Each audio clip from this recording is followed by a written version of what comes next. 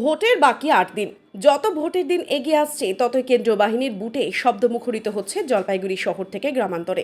একদিকে কেন্দ্রীয় বাহিনীর রুট মার্চ, অন্যদিকে বাড়ি বাড়ি ভোট গ্রহণ কর্মসূচিতে অংশগ্রহণ করছেন কেন্দ্রীয় বাহিনীর জওয়ানরা। জলপাইগুড়ি সদর ব্লকে বুধবার বাড়ি বাড়ি ভোট গ্রহণ চলবে। তার আগে সকাল ৮টা নাগাদ কেন্দ্রীয় বাহিনীর জওয়ানরা জড়ো হয়েছেন সদর বিডি অফিসে। সেখান থেকে নির্বাচন কমিশনের আধিকারিকদের সঙ্গে গ্রামে গ্রামে ভোট গ্রহণ করতে যাবেন।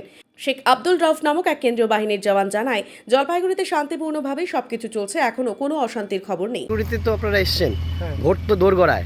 কবে ভোট? 19 তারিখ। হ্যাঁ, 19 তারিখ ভোট আছে। তো আজকে তো এই যে 12 তারিখ, 10 তারিখ হয়ে গেল। এটা অ্যাকচুয়ালি ঘরে ঘরে যেটা বয়স্কদের, 80 বছরের উপরে যাদের বয়স্কদের, আর যেমন বিকলাঙ্গ হলো, অন্ধ টন্ধ বা তাদেরই এই ভোটটা নেওয়া হয় আর কি। এটা তো আমরা ইভিএমে করেছি না, এটা তো আমরা এতে ব্যালট পেপারে ভোটটা হয় আর কি। ঘরে ঘরে গিয়ে ওটার জন্য এটা এখন যাচ্ছি আমরা আর কি।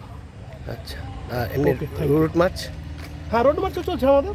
হ্যাঁ, আমাদের যে কোম্পানি আছে কিছু রোড মার্চ করছে, ভোট করছি, প্রতিদিন রোড মার্চে চলে। কেমন এই জলপাইগুড়িতে এসছেন, কি মনে হচ্ছে? না, ভালোই লাগছে, কোনো অসুবিধা নাই।